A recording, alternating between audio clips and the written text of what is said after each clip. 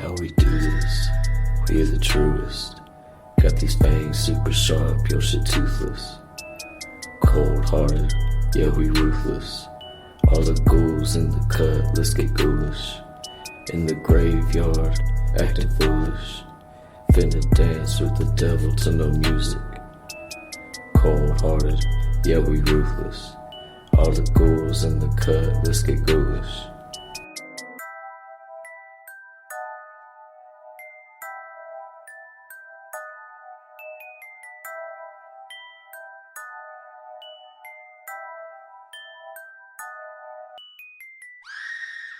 Hello, and welcome to a new episode of a podcast called Ghoulish. I am Max Booth, an undead host, and on tonight's program, we have a fun live episode from the Ghoulish Book Fest that happened in San Antonio a month and a half ago, so 2 months ago. I can't do math. Who do I look like to you? Paul Tremblay? No. Paul Tremblay is really handsome and tall. I am neither of those things. What I am is a host who is undead, bringing you another episode of a panel, a live discussion about urban legends, baby, featuring Lucas Mangum as the moderator, and Ryan C. Bradley, Jessica Leonard, Laurel Hightower, and Cynthia Pelayo as the panelists. I'm not in this panel, thankfully.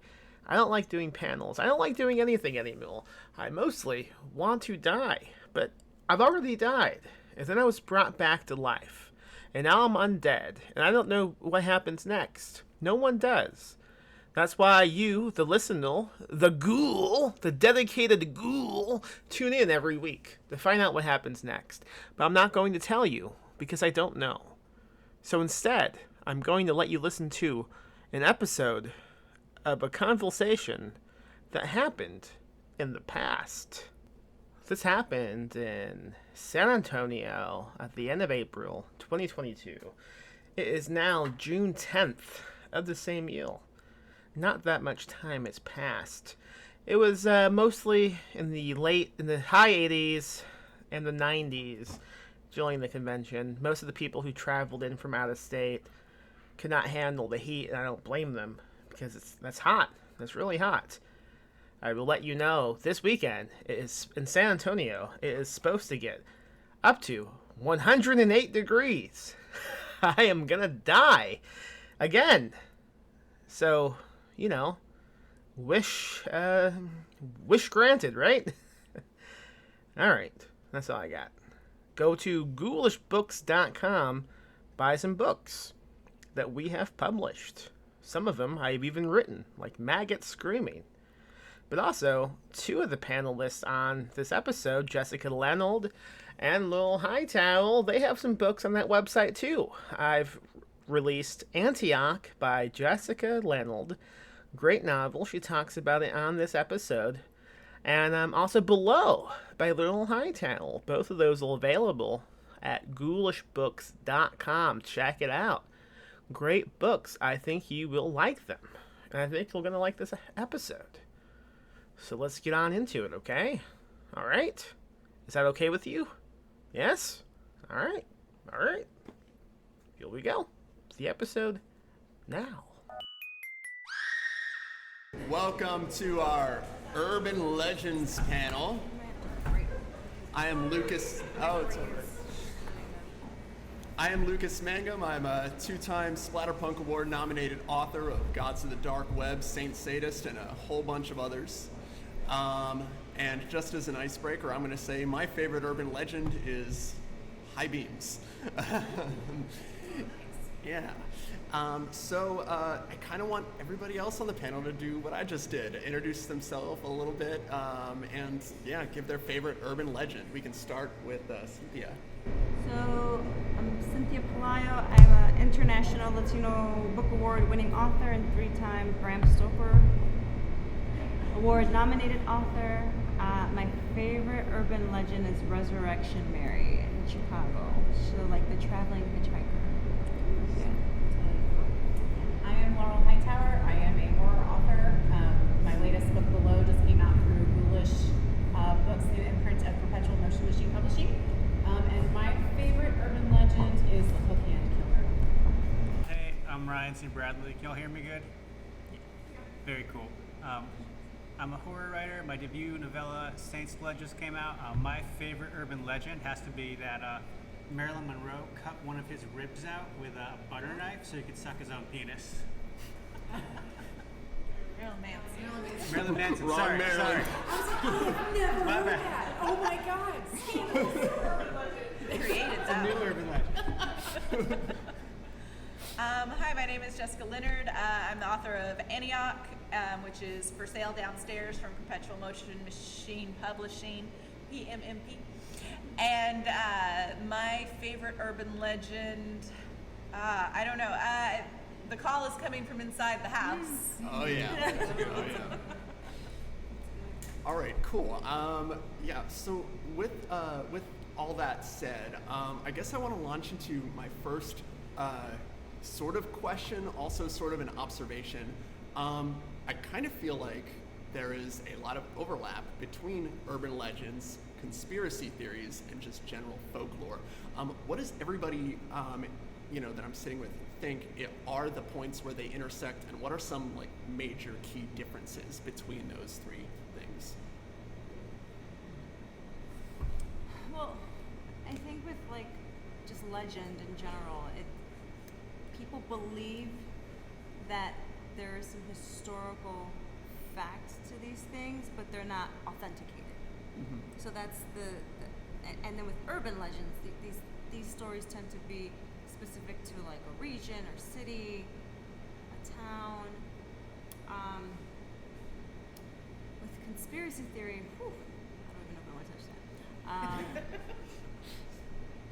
I mean, conspiracy theory just seems like it's not always grounded to a place. Maybe that's probably the easiest way to kind of that's good. identify that. Or like a group of people, right? A Yeah. place where, I think if I had to like define it and give delineations there, to me it seems like urban legends and folklore are both about ways in which the information is transmitted.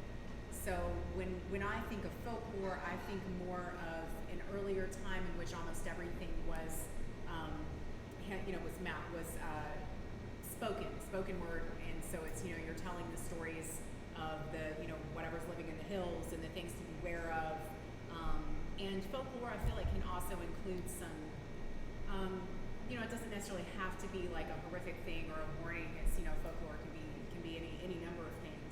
Urban legends to me seem again more modern. It seems more indicative of a time in which we are living in a more urban setting, and that it is something that again, like Sina said, it's something that has like a grounding in truth. Maybe somebody heard that somebody got killed on this highway or something like that. So those seem like the two delineations in my mind. And then conspiracy theories, and maybe this is just a negative connotation that I've garnered from Recent events. yeah, and but it seems like there's a bit of hysteria to it, that it is sort of more consuming. Like you can tell an urban legend, you can believe in an urban legend or folklore without it being like all consuming. But I feel like conspiracy theories seem to me more. Yeah. I don't know. It's more definitive of like an entire life view, but I could be wrong. Yeah, no, I mean that's an interesting observation, and it does but it does get me thinking about when you're a child or a teenager, and sometimes you hear an urban legend, and it is as real to you as a conspiracy theory might be to an adult who might subscribe to those things, and I don't really have a thesis there, but it's just interesting and has me thinking I about think there's stuff. different levels of conspiracy theories as Yeah, well. So that's true too. in Antioch, I talk about Amelia Earhart conspiracy theories, and it's all the different ways that people have said maybe she died or what happened to her after a plane disappeared. And, they're not hurting anybody. Right, yeah. It's like they're... So it's more of a harmless side of conspiracy theory. It almost isn't. It almost is urban legend at that side. It's like a kinder term for it, maybe. Because conspiracy theory, when you just hear the word, you do think this is harmful, maybe. Right. It sounds like something that might be dangerous. Yeah. Sorry to interrupt, but how long have you felt like conspiracy theories were dangerous? How long have I felt like that? Yeah. I don't know. It was a Thursday afternoon. No. Before 2016, did you ever think that the JFK conspiracy theories were dangerous? I mean, so to give my age away, so I was in college during 9/11.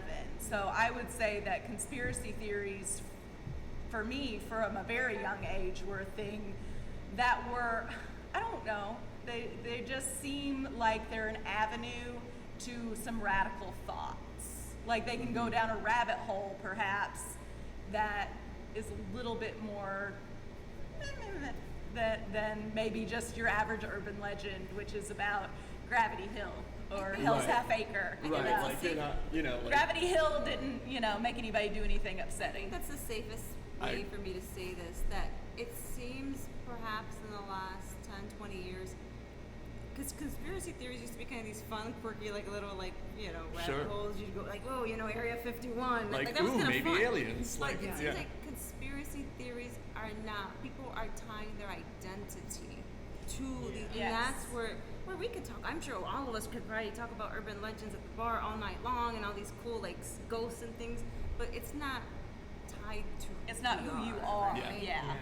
It's also not, I feel like, as we're talking about this, it's good exploration because it's also like, when I talk about like the Hook Hand Killer or Resurrection Mary or something, it's imparting a tale, whether I believe in it or not. I feel as though, and I mean, it's a good question about at what point our impression of these things might have changed, but like to flip it back to Mothman, because that's what I do, that you could consider that a lot of what went on during that time in the very late 60s, having to do that involved conspiracy theories.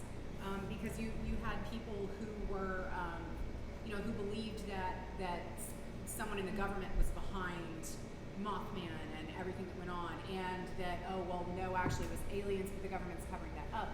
To me, there's almost always a connotation, too, of like, someone is doing this to us. This information is being hidden from us. Yeah. There's machinations on a larger level.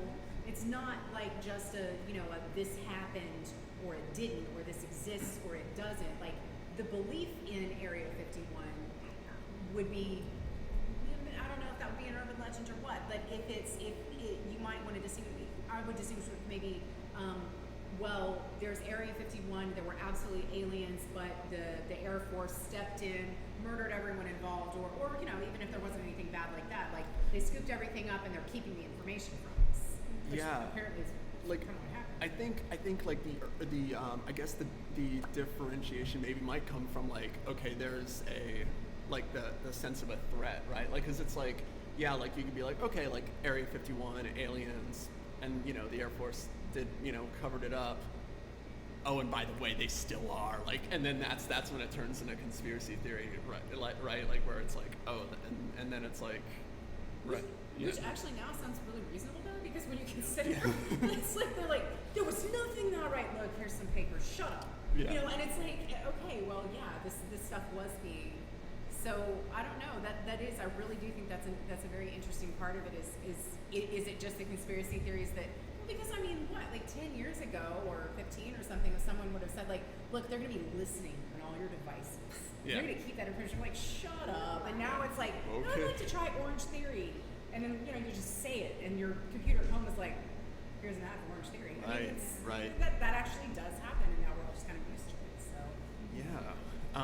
And I did. Yeah. Go ahead. To answer the original question, I think everyone's answers are great. I think part of what's happening with the conspiracy theories especially is language hasn't evolved yet to differentiate between like QAnon and like Area 51. And there needs to be different words for those two things. Because if we use conspiracy theory for both, it's not effective language anymore. Yeah. I think that's an even deeper subject that doesn't belong. Yeah, so I totally, my question totally derailed us, and I'm sorry about that. My next one is probably a little more pertinent. I'm curious how you all think about how the internet has changed urban legends. Like, I mean, obviously, like the way they're spread, but I don't know. It seems like they're spread faster and more wider. Yeah, and I think it changes the regionality of them because Yeah. urban legends are a very regional thing. Or traditionally, you know, your specific town has its own urban legends, or your area, and so. But now that the internet's there, I can say, oh well, this thing happened in my town, and then everyone can know about it instead.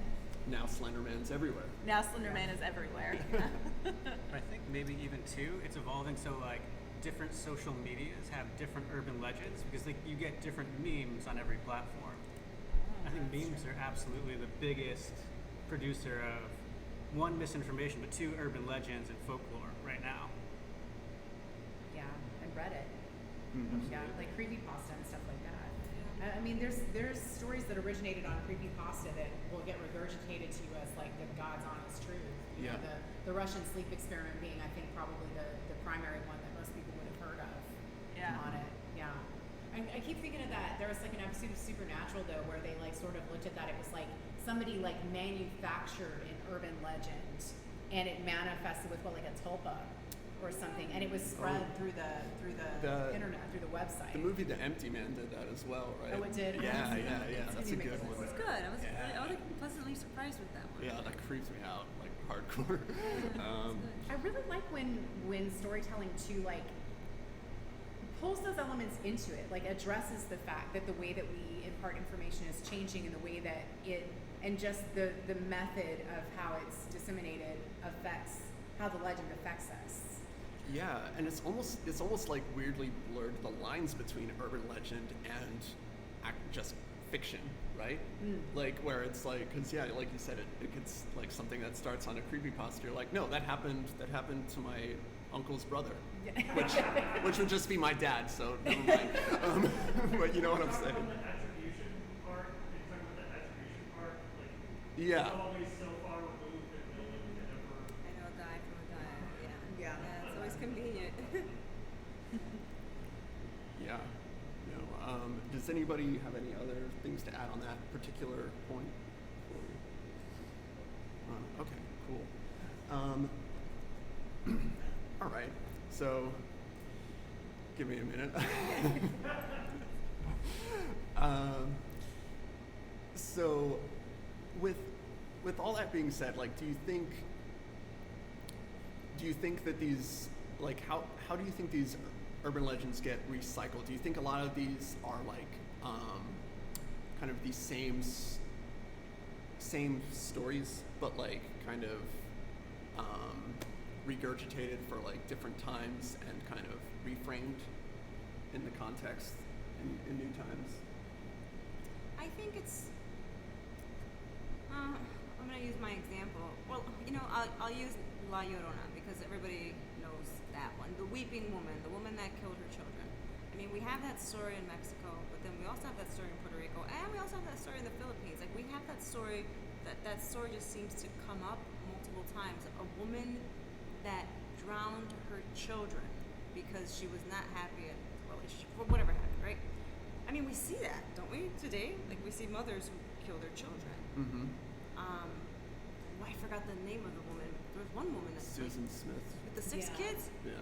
The one And that drove them into the 6 kids. And so I think a lot of it is trying to understand tragedy, or maybe we're trying to. I think a lot of it is trying to explain in a way, or just maybe not being able to comprehend that is over for those people, or maybe there's something that we want to believe that they're going to remain with guilt even after their death of this horrible thing that they did. So I don't know. There is something similar, because some of these stories you do see across areas. So I don't know if it has anything to do with guilt, trying to explain it, trying to reason with that memory of that horrible thing. We tie these horrible things that have happened to specific locations all the time. So I don't think that answered your question. I just was rambling. No, I mean it's interesting, like, because it begs the question of like why that specific story, right? Like for like, I don't know. Why a hitchhiker? Why a mother drowning her children? Why, the creepy house at the end of the street? Why why, like the call coming from inside the house, Yeah. that makes sense to me, right? Like, especially like, cause that, I mean, kind of speaks to like almost a fear of technology in a way, or like, cause now I look at it, I'm like, did phones even work that way back then? Like, unless you had. I asked Jess, like, do you think is that story still relevant? Do you think today the call because our cell phones? Like, what do you think? Like, how can you? I don't know. I love that creepy story. Just that like stranger from within sort of Yeah. thing. That Yeah. like I think I'm in a place that's safe, Yes. and I'm not. Yeah. Because something has invaded that space. I think is what's so alarming about that one.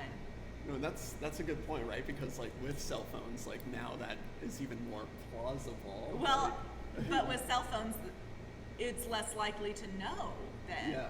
Because, Yeah. if you're on the other line, okay.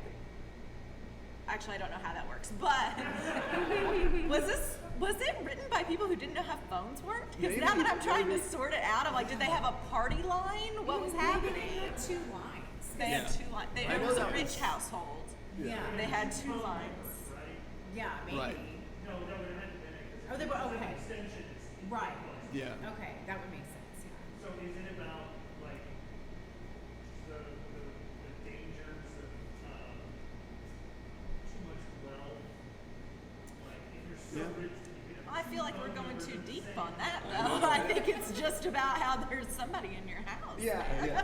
Yeah, but I mean, I like to do that sometimes, I mean, because it's like, it could be that, or it could just be simply like the enemy within, right? Like, it's like you think you're worried about somebody calling you from outside, but maybe you're just hearing voices. Yeah. Oh. It's a great way to dunk on people like now in this. It's like, oh, you're making accusations. A call is coming from within the house. Oh, yeah. Sort of like that part. I think it's interesting though too when you start to pursue like what might be a social commentary, what might be like a lesson to it or something. And I have to say, I'm not somebody who used to think very hard about things like that. I took things very surface level. I was extremely literal. And it's been fun to kind of like break free of that. And one of the most effective stories that I found for that is Carmen Maria Machado's The Husband Stitch in her collection, The Body and Her Body and Other Parties. It just goes through all of those urban legends. Puts a little bit of a twist on it. It's deeply affecting, and it's also though I never looked at how much they were cautionary tales that were deeply unfair. When you think about the bridal trunk, when you think about it's like so what's the cautionary tale there? Don't be a bride. When you think about the infected prom dress, it has like the formaldehyde on it. Okay, don't be poor. Yeah, don't be poor. poor. Don't have to buy your dress from Goodwill or whatever. And a lot of those things, it's the commentary, the judgment on it, and it's. I was thinking about this too with Mothman, and I mentioned earlier. It's like the whole like, oh, now you've opened the door, you've opened the box, you solved the puzzle, and now you're going to help the Cenobites. Like, you didn't do anything. Something made a whole lot of fucking weird noise. You looked at it, it's like, ah ha ha! You, with your curiosity and your humanity, die now. Like, it's the judgment there seems really unfair. Yeah. I mean, I guess that's where the horror comes from, right? The cruelty, Yeah. So what are some examples of books and films that you think really kind of use urban legends well? I mean, you mentioned Carmen's collection, but what are some other ones that are favorites? Well, to like shout out the Mothman Prophecies. If you haven't read the book, it's crazy wild. Have you read it? Like, I was like really deep into that, just because like the whole with the Men in Black, like that. You think of the Will Smith movie, but when you read the Mothman Prophecies, you're like, people were reporting men like in black suits all throughout that area. So the Mothman Prophecies, that book, and then the movie, and then your Mothman book. Thank you. It's available downstairs. It's Yeah, called it's Below. Ryan, do you have any? Yeah, Candyman for sure. Every yeah. version of What it. a good one, yeah. Yeah. I'll just think about that one for a minute. Let's have a moment. Yeah, no, I think Candyman deserves a moment of silence. Yes. Always, I'm a big fan. He could be right there. That's like a good setting. Yeah, that's So I think And it actually came in mind when we were talking about technology changing urban legends, The Ring, because that's an urban legend, but then how it was distributed out with VHS tapes then. But, it was a very different look at how technology was changing us, I think, for the worst. That was the perspective, that it was more dangerous to have these things. Yeah, you had that in a lot of J-horror from back then, right? Yes. Like Pulse and Absolutely. One missed call, I believe, was It follows. I feel like it sort of falls into that. Like it's not. It's like it's a creation of its own urban legend. Yeah, because in a They passed sense. it around, yeah. 'Cause then they would tell the person, like, you gotta do this. I think because of how strict the rules for the creature and It Follows were, like, that almost feels right Yeah. to be, because I feel like urban legends have rules. Like, sometimes they're very unfair, as you mentioned. Or other times they're like, yeah, no, don't go to fucking Lover's Lane. There's the hook guy out there. Like, You've been told. like- My God. It's on the news. yeah. What I think There's is other parts. I swear. what I think is fascinating about It Follows is the director has said that the rules they lay out in the movie are not the rules for the creature. I'm not sure what the actual rules are. So it's like the monster acts one way, and the urban legends are explanation for it. Yeah. But he says that that's not quite actually. Oh, that is interesting because don't they spoiler?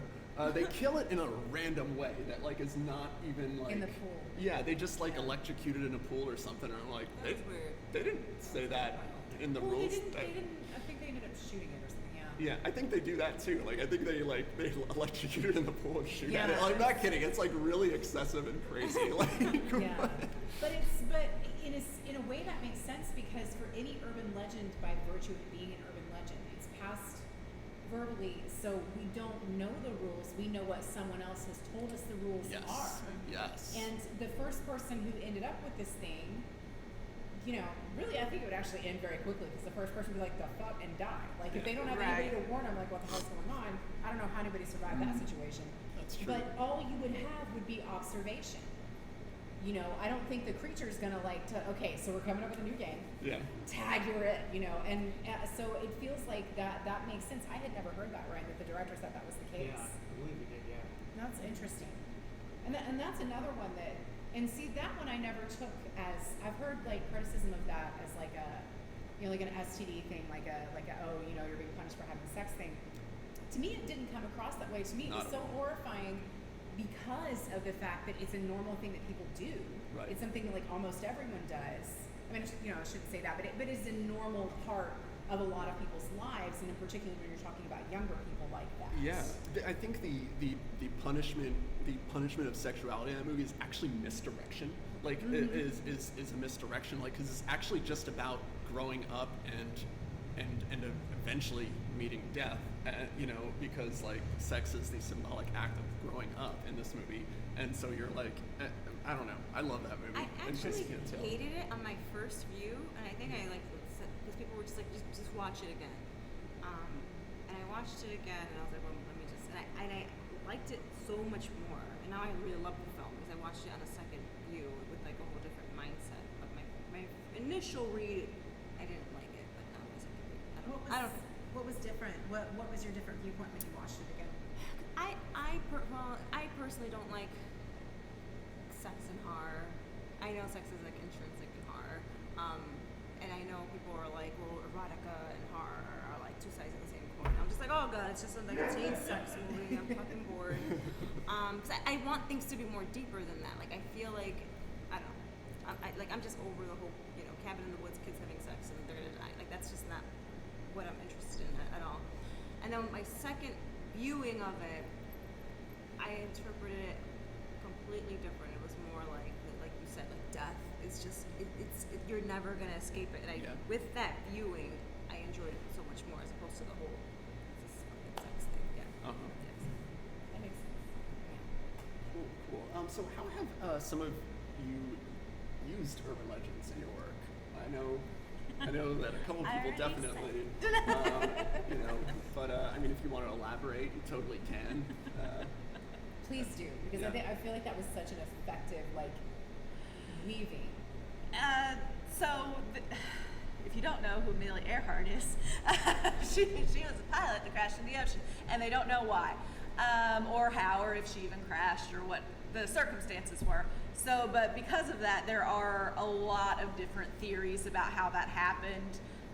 One, that she was a government spy who got captured by the Japanese, and she was in their internment camps.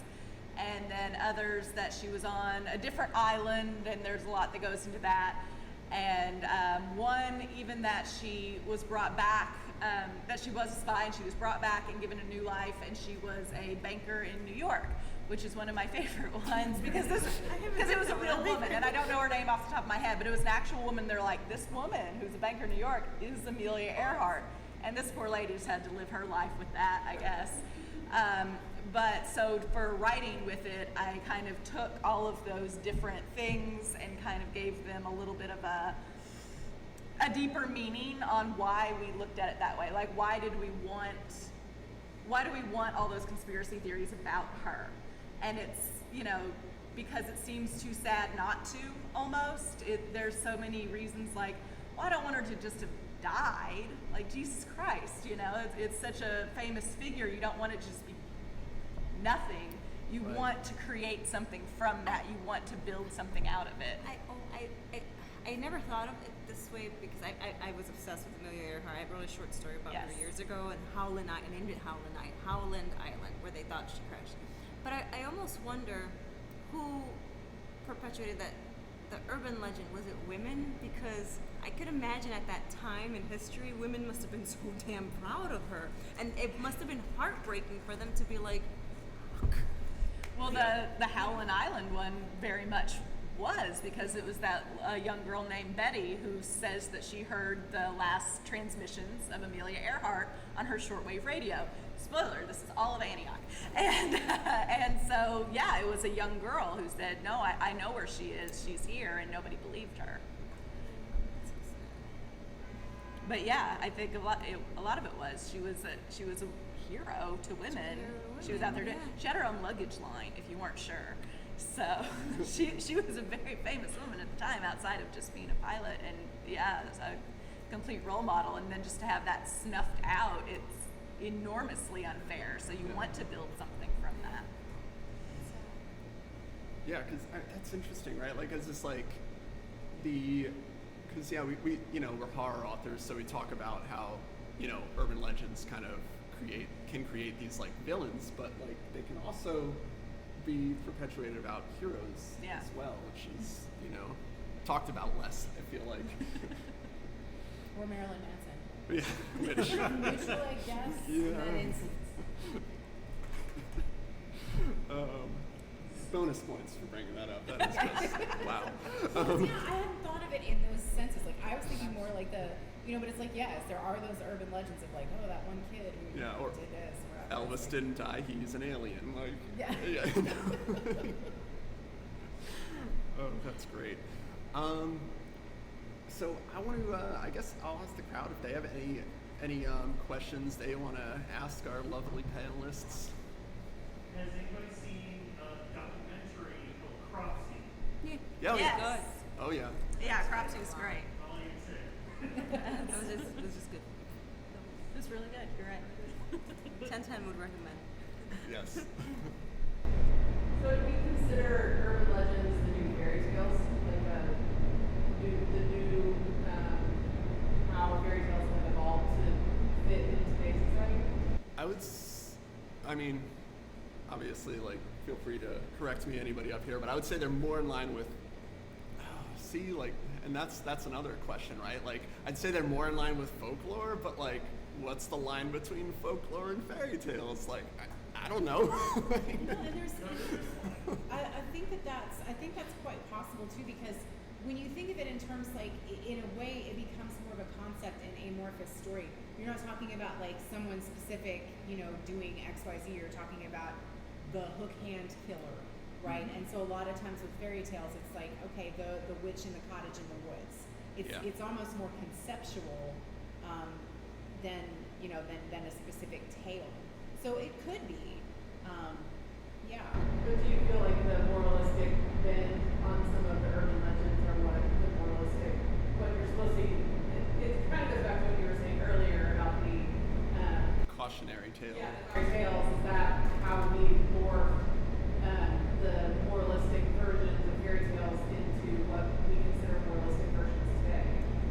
interesting, and I'm not sure because, in a way, I think too. I guess when I have this image of urban legends being something that, let's say, like adolescents. I mean, it's not like we don't also hear urban legends and pass them on, but adolescents speaking to one another, you know, and in a way, it's like I don't feel like there'd be that cautionary thing. But I mean, yeah, like the Hook Hand Killer does seem very like, oh, don't go, you know, having sexual relations on the lane or whatever. Yeah.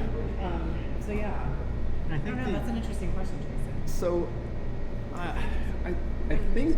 Oh, yeah, go on. I think the intent of a fairy tale teller is to tell you something that you know is not true, but the intent of an urban legend is to convince you that it's true. I think that's an important distinction to consider. I would argue that horror movies and horror books, like the stuff we're all writing, is more fairy tale now than anything else we really have. It's the greatest. Yeah. For some reason that made me think about, okay, so like, I think everybody on this panel is around my age, like, so they have experience with like early internet and like those chain letters you used to get. Oh God, yeah. So I used to get this one about I got this one, and all my friends had it too, and we were fucking terrified because it was about, there was something called a toilet spider, where if you sat on the toilet, it would crawl up from under the seat, bite your butt, and then you die.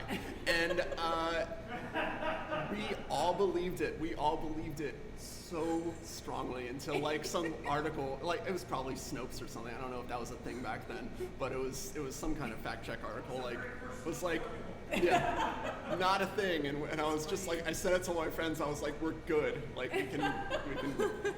This immense relief in your life. You feel like you could really like do more with your life now. Yeah. I feel like that's one of my fears, like even to this day. Yeah. Like, I got to turn on that light at night and make sure there's nothing going on. Yeah. I will absolutely not say Bloody Mary into a mirror. Yeah, Oh, Do no. not catch me doing that. I don't care. I did a whole TikTok on it. Like I Did you really? Yeah, I did TikTok. I did the Bloody Mary. I did the awesome. mirror. I did the candle. I've done Midnight. I played Midnight Man.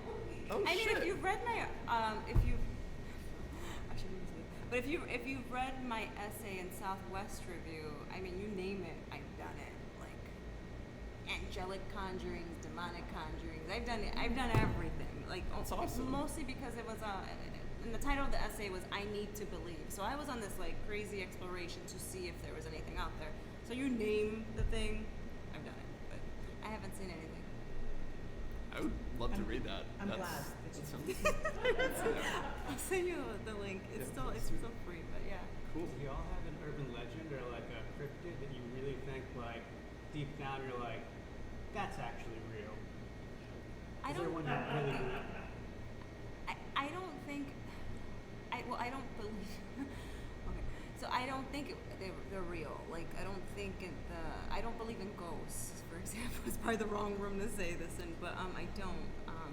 But I know people do, and so I'm fascinated. I'm fascinated with belief and the wanting. I want to believe in something, and so that's why that's where that essay came about. It was like, you know, I would like spend nights like in abandoned houses with like tape recorders and just sit there and be like, is anybody there? Is anybody there? I've done like graveyards at night, walking around with tape recorders and EMF detectors, and people are like, that's an orb. I'm like, that's dust. Like, but I've done a bunch of weird stuff. That's brave. Yeah, I won't. Yeah. Oh yeah. So, in the town that I live in, we have, I guess, an urban legend, but it's called the Mandy Tree, and you can Google it. So, Mandy Tree, Madisonville, Kentucky. And it was from the early 1900s, a woman was murdered, and her body was found under this tree, the Mandy Tree. And she was shot, but the police ruled it as suicide, even though clearly not a suicide. And so the tree grew into the shape of her face, like a profile. So, it's a tree. But there are pictures of it, like real pictures, and you can see them, and it's like, it kind of does look like a face. And so it was like the revenge, and now the tree's gone. They did cut it down eventually, but those are the kind that it's like, I don't think there's a moral, but it's like a little vengeance spirit out there, like you're not going to forget about me kind of thing. And I like those sorts of ideas out there, that it's not just trying to teach you something, and it's not just the fairy tale thing. It's just a weird thing that's out there. Was the cutting down related to there being a face in it? Yeah, absolutely. Yeah, the Mandy tree was very much, because they like pruned it, you know, like you do a tree, I guess, and it still grew back. That's the story, you know. But like I said, there is a picture, you can find it, but it's fun. It's just a fun little story. That is super cool. Yeah, we had another one when I was in elementary school. Like, we had this canyon behind the school, and there was like supposedly like a zombie who lived back there. I don't know. Yeah. But like everybody in my massive elementary school believed it. Like, There's just like a zombie who lived in this canyon behind my school. Like, yeah. Yes, don't go there. Yeah. My high school was convinced. We had this teacher, Bill Lutz, and at the end of the Scooby-Doo credits, the name Bill Lutz would roll. And obviously, like, there's more than one person in the world named Bill Lutz, but we all were convinced. And even I believe it was like my 30s until I talked to my uncle who works there. He's like, no, he wasn't on Scooby-Doo. How did you believe that this long? That's awesome. Like, you're bringing the conspiracy theories that are just like, yay, you know, or the urban legends that are very kind. I like those. Anybody else in the audience have any questions? I think I saw the ultimate statement of like all of what we're talking about in the new. There's a series on Shudder called Cursed Films. Oh, yeah. It's all about, you know, the new one that just dropped a few weeks ago is about the Wizard of Oz. And I don't remember why Adam Savage from Mythbusters is in the documentary part of it. Very beginning, he says something that Talking about the aluminum paint. Because he was talking about the aluminum paint because he had done a similar. That's they right. had That's this- right. Oh, they just has to do with it. What he says is this: people make up stories because we want the world to make sense. We want there to be order in the universe, and so we make up stories to tell why these things happen. When in fact we're just really just trying to calm ourselves down because there is no order in the universe, and there's nothing we can do about it. And going back to conspiracy theories, Conspiracy people theories. look for. You can find a pattern in. Yeah. By day, I'm a research scientist, so I do numbers all day long. I work in statistics. You can find a numeric pattern anywhere if you want to find. If you want to find it, and so people will like go these insane lengths to find a pattern in something, as opposed to just seeing what is factual data in front of them. And I'm just kind of like, yeah, I'm not going to argue with somebody else. So, it is folklore. Don't believe it. It's all folklore. I will say And- to, well, I'm sorry, go ahead. We're done. I think that yes, that people will see patterns in anything, but I think on the flip side, and I'm not saying you do this, but I think that sometimes people will try so hard to not see something that might be more than what they understand, that they'll, and that's why sometimes, and I feel like I'm polar opposite in that, like, I believe in a lot of things, and even when I don't believe in it, I'm not saying Bloody Mary, because if it's, I don't want to be like, shit, you knew better, Hightower, and now you're dead, you know. But I do believe that there's things. I do believe that there's things that haven't been explained, and I think that's really cool. I really like the got their name. The children that saw the Virgin Mary at Lourdes, like the. Yeah. Oh, God. Lourdes? Lourdes? Yeah. I love that story because it's just. I remember because that was one of the very first stories I remember growing up with, and just. And then there's like cases of stigmata that haven't been able to be proven by science, and so there are these really cool things, and like miraculous healings. I think are really cool, and I love learning about those that aren't explained by science. So I believe that there's so much that cannot be explained, and that's just the wonderful, miraculous part of the universe. Yeah. And I also think we never stop trying, right? And we. Yeah, because we want to understand. We don't know why we're here. We don't know where we're going. We're floating on a rock in infinite space, which is insane. And so I think that's why horror writers are amazing because we understand our mortality. We understand these scary things, and we're trying to like reason and process this in our writing, and by writing anything from ghosts to monsters to like real people as monsters. So you could take the wedding dress story to mean like maybe it was originally written by like a woman who was like, I'm gonna get married and my life's over. Like, you know, like So specific knowledge. Accurate. you know, I mean, I don't know. Also, we really just like to make up stories that make other people go, ooh. Yeah, that's true too. That's true too. My parents both independently used to tell us shit that like would be like driving by some house and my mom would be like, there was a murder that took place. She'd tell me, I'm like, And you're it's like, all big, whatever. But it's the long con, right? She didn't wait till the end to be like, ha ha, I'm just kidding. No, she waits 10 years. Oh, of course. I'm sitting at dinner and I'm like, oh mom, dude, you remember that house and the thing? Like deadpan the whole time, and then she waits, she's like, oh my god, are you a Simpsons villain? Like, what did you just do to me? And you were like 6 or something. I mean, it's like, yes, I'm telling it as a teenager, just like, yeah, it's like my dad told my sister that octopi could squeeze out of their aquariums and walk around. What? And I was like, I had to be like, I've Rachel, heard that. if an octopus could squeeze out, the water could come out. And it's just like, I mean, I don't even know what the goal was here. Like, just like generally like, all right, it's the 80s, let's have kids and fuck with them. Yeah. Yeah. Well, hey, There was no internet. before So you had to do there's something. no lid on the giant aquariums they have. I saw somebody say something one time that said, people who work at aquariums will tell you in public that octopi can't get out of their aquariums, but in private they will say they totally do because fish go missing all the time. Are you While fucking with it's me right now? locked. Are you gonna wait 10 years? 10 Until I tell this story. The and then 10th start anniversary of laughing, you know? Ghoulish Con. Yeah, just start laughing It's and gonna run get off. trolled. Yeah. Oh. I feel like that's the case. All right. Does anybody have any closing thoughts? Because I feel like we covered a good bit.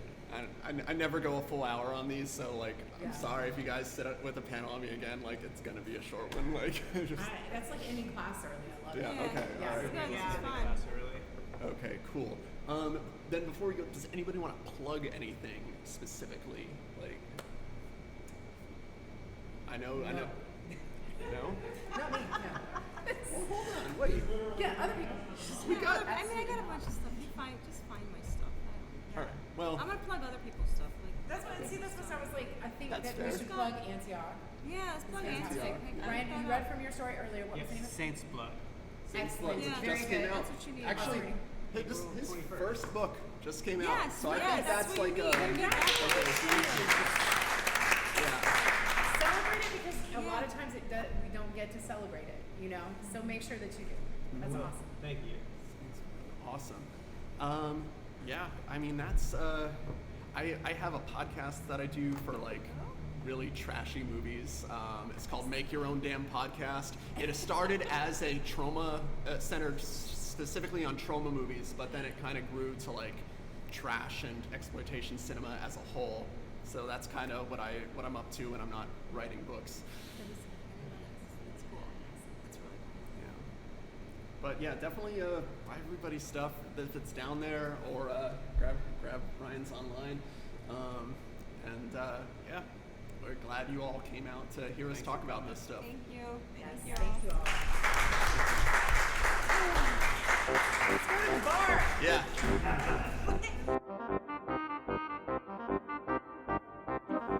And thank you to our sponsors, Tom Deedy, author of Haven and the Clearing, Tindybris Press, an independent publisher of new weird horror from diverse and unsung voices around the world, Bucket of Blood Books and Records, Chicago's premier destination for new and used horror books and movies, Witty Books, an independent bookstore in Tulsa, Oklahoma, specializing in speculative fiction, small press titles, all things spooky.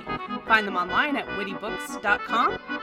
My Horror Confessional, a horror movie podcast, Nightworms, a horror subscription service, Horror DNA, a horror website, Vic Carey, author of Thorazine Dreams, and Nightfire, publisher of books for the dead, the living, and everyone in between. Nightfire is the new horror imprint from the folks at Tor Books.